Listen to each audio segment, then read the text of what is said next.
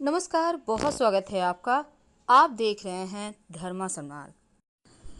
चैत्र मास की एकादशी को हिंदू धर्म में बेहद खास माना जाता है, क्योंकि इसे पाप मोचनी एकादशी कहते हैं।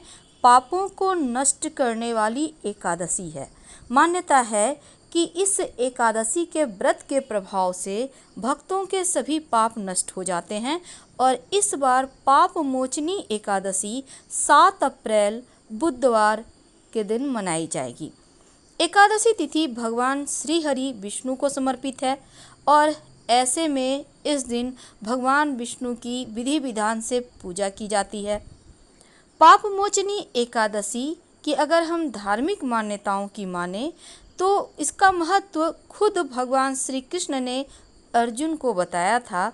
भगवान श्री कृष्ण कहते हैं कि जो व्यक्ति इस व्रत को रखता है उसके समस्त पाप खत्म हो जाते हैं और अंत में मोक्ष की प्राप्ति होती है।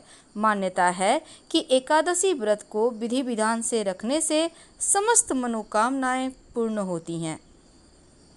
इस बार एकादशी चूँकि 7 अप्रैल को मनाई जाएगी और कैसे करेंगे पूजा, कैसे श्री हरि को मनाएंगे, आइए जानते हैं विस्तार से।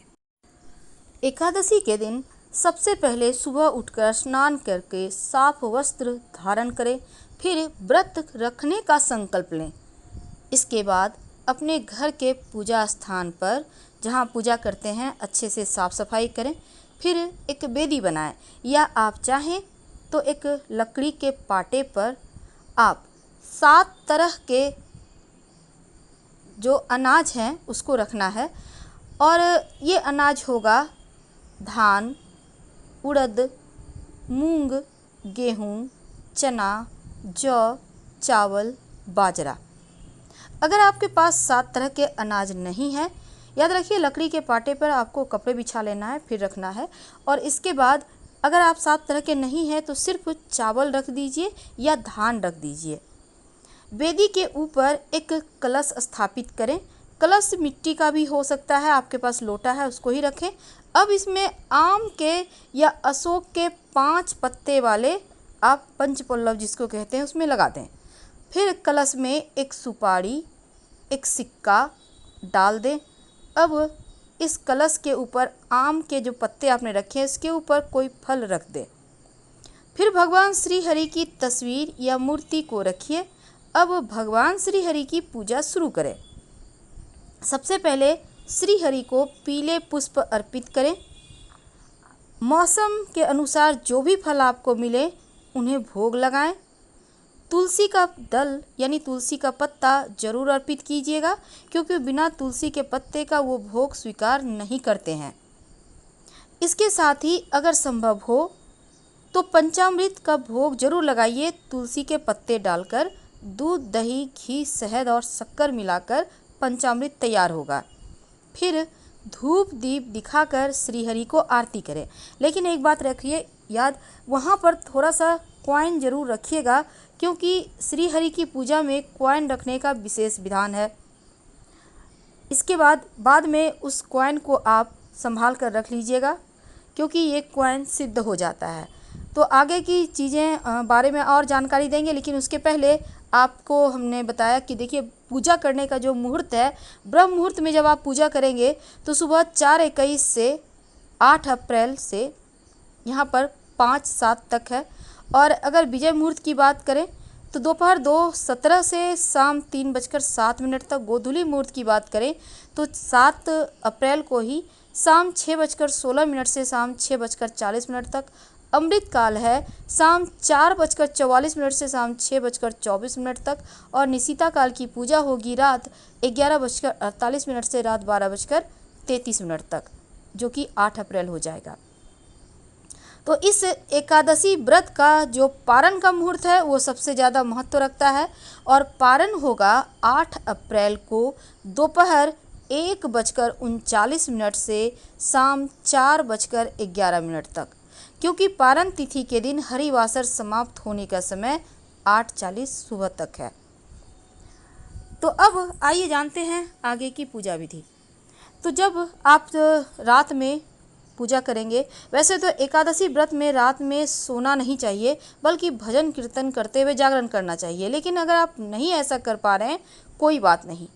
एक दीपक, याद रखिए, एक दीपक घी का आप भगवान के मंदिर में जलाकर रख दें। कम से कम आधा घंटा या फिर पूरी रात जले ये दीपक तो अच्छी बात है। और अगले दिन सुबह जब आप पारण करेंगे तो किसी गरीब या ब्राह्मण के निमित्त खाने पीने की वस्तु या दक्षिणा आप निकाल कर साइड में रख दें और फिर पारण करें।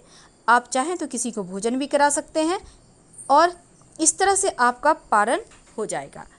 पाप मोचनी एकादशी के दिन कुछ विशेष प्रयोग किए जाते हैं और उसमें से सबसे पहला तो रात में सोने के पहले 2 लौंग लेकर अपने सर से वार कर उल्टा 3 बार कम से कम घर के उत्तर दिशा की तरफ फेंक दें तो जीवन में धन की मुश्किलें समाप्त होती है, धन आने लगता है, माँ लक्ष्मी प्रसन्न रहती हैं।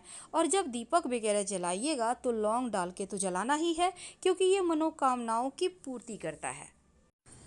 लेकिन एक बात याद रखिएगा, विशेष मनोकामनाओं की पूर्ति के लिए एक छोटा सा प्रयोग इस दिन कीजिएगा। क्या करेंगे? आप 1.25 मीटर पीले रंग के वस्त्र ले लें और फिर दाहिने हाथ में चंदन और पुष्प लेकर आप व्रत का संकल्प लेने और उसके बाद भगवान को 11 पीले फल, आप केला भी अर्पित कर सकते हैं, 11 फूल यानी पुष्प और 11 पीली मिठाई अर्पित करें।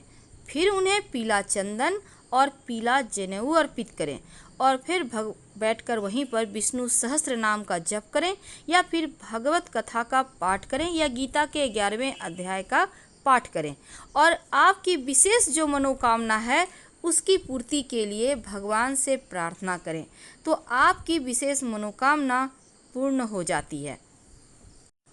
इस व्रत को रखने से भक्तों को बड़े से बड़े यज्ञों के समान फल की प्राप्ति होती है और पाप मोचनी एकादशी का व्रत करने से सहस्त्र अर्थात 1000 गायों के दान के इतना फल मिलता है।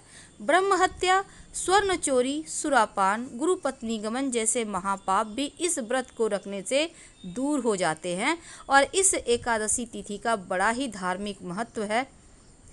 पाप मोचनी एकादशी व्रत की कथा जरूर सुनिएगा ताकि जीवन के हर कष्ट दूर हो जाए। लेकिन एक छोटा सा प्रयोग देखिए, शाम के समय अपने घर में तुलसी जी के पास एक दीपक तो आप जलाइएगा ही, साथ ही एक दीपक रात भर जले या फिर कम से कम रात में आधा घंटा ही जले, रात 11 से 1 के बीच जला दीजिएगा। और इसके साथ ही आपके घर के आसपास जहाँ भी कहीं पीपल का वृक्ष हो तो उसके नीचे एक दीपक जला दीजिएगा। अगर पीपल का वृक्ष ना हो तो कोई बात नहीं, अपने घर के मुख्य दरवाजे के अंदर आप एक घी का दिया जला दीजिएगा। जीवन के हर परेशानियों से मुक्ति मिलेगी। लेकिन इस दीपक में आप लौंग रखना मत भूलिएगा, समस्त मनोकामनाएं पूर्ण होगी। फिलहाल विदा लेंगे। हर हर महादेव। धन्यवाद।